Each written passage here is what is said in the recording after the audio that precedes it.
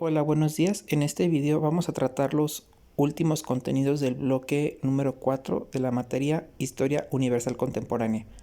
Antes de empezar, quiero hacer un pequeño paréntesis.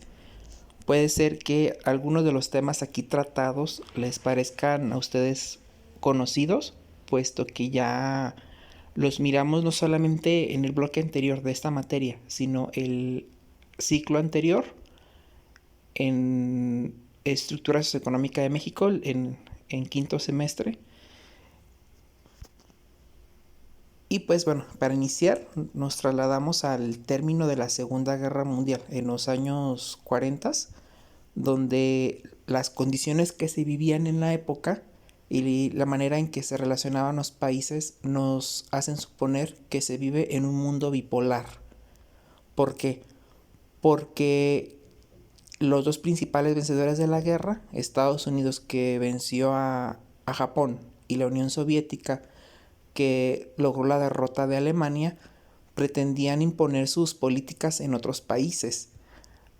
Buscaban expandir sus ideologías políticas, económicas, sociales, culturales al resto del mundo, con el fin de aumentar su poder de control y lograr convertirse en la principal potencia mundial.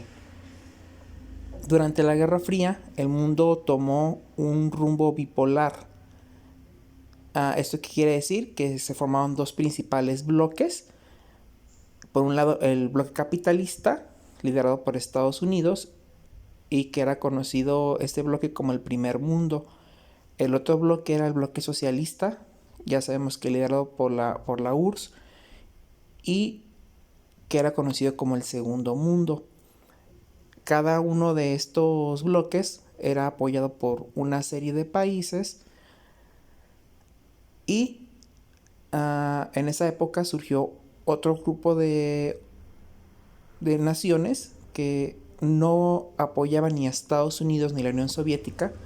Eran considerados como el tercer mundo, uh, o los países no alineados, que hicieron una conferencia, el Pacto de Bandung, en el cual ellos buscaban seguir manteniendo su independencia y buscaban la paz en sus naciones.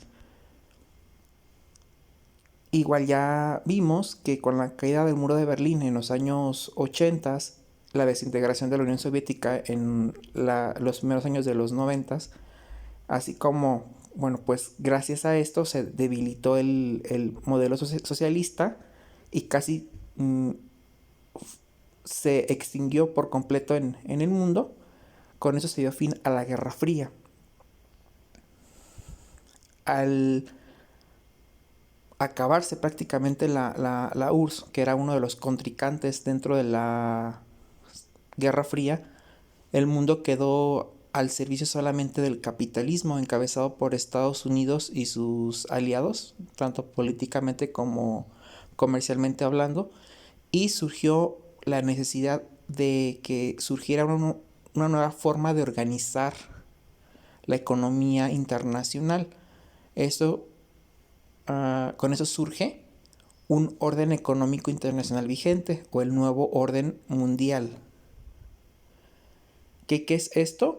Pues es un nuevo ordenamiento económico, político, que regula las relaciones económicas y también políticas entre naciones y entre diferentes grupos de países. El semestre pasado ustedes organizamos, por ejemplo, en un mapa, ustedes ubicaron los principales grupos de países existentes. Tenemos que el orden económico mundial está liderado principalmente las potencias, que serían Canadá, Estados Unidos, la Unión Europea, Japón, Corea, Nueva Zelanda, Australia, y que tenemos también las nuevas potencias emergentes. Son países que están que su desarrollo económico los ha llegado a considerarse en una futura potencia, que sea el caso de Brasil, Rusia, India y China. tenemos igual los principales bloques económicos o principales alianzas económicas, como es la Unión Europea, que ya miramos que es una potencia, que es un conglomerado de países. Está, por ejemplo, el Mercosur, que es un pacto, un tratado entre todos los países de América Latina de apoyo económico. Tenemos, por ejemplo, el TLC, que es un acuerdo, un tratado de libre comercio entre Estados Unidos, Canadá y México. Y pues esa es parte de lo que, parte de la manera en que está organizada económicamente y políticamente el mundo. El nuevo orden mundial se caracteriza por la implementación del neoliberalismo como modelo económico en la mayoría de los países. Igual, si recuerdan, miramos que el neoliberalismo era un modelo económico que se desarrolló en México o se implementó en México en los años 80. Aunque no todavía en esa época se vivía en un mundo bipolar, en México se establecieron este modelo económico, y al terminar la Guerra Fría, la mayoría de los países ya tenían este modelo económico. Pero ¿qué es el neoliberalismo o cómo surge? Este surge debido a que en muchos países se estuvo implementando el Estado benefactor, que era que el gobierno ofertaba a las personas todos los servicios, servicios públicos, y por diferentes problemáticas terminaron en algunas crisis económicas.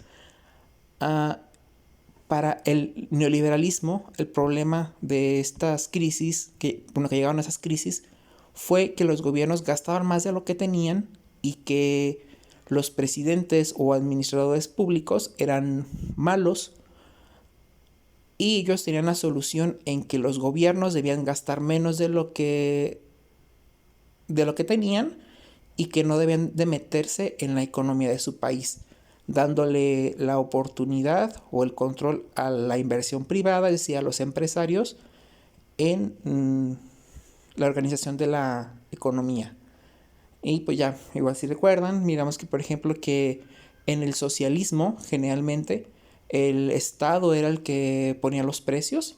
En este caso, el neoliberalismo básicamente se basa en el capitalismo, en el cual las personas, mediante la demanda, son las que de cierta manera regulan o intervienen en la calidad de los productos y los precios a dar cada producto.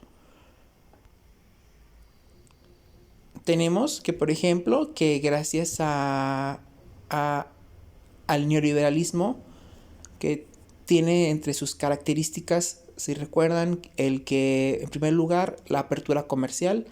Los países tienden a crear acuerdos con otros países para regular su economía internacional, el que crean y realizan algunas reformas estructurales para beneficiar este comercio, el que un auge de la globalización,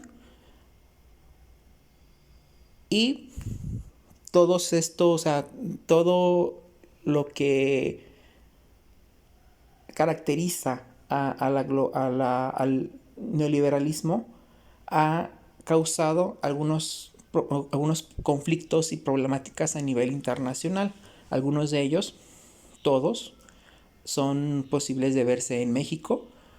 Tenemos que son considerados por algunos autores como las principales problemáticas o conflictos causados por el neoliberalismo: el racismo, la pobreza, el desplazamiento y migración, y la violencia de género.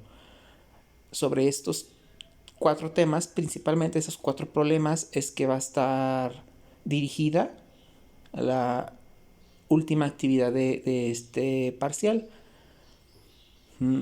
Igual, lo van a ver en la asignación, pero igual les adelanto que va a ser un pequeño análisis de los 4 conflictos y viéndolos desde el punto de vista local, es decir, desde su comunidad, desde nuestro país y a nivel internacional, cómo es que cohabitan estos conflictos.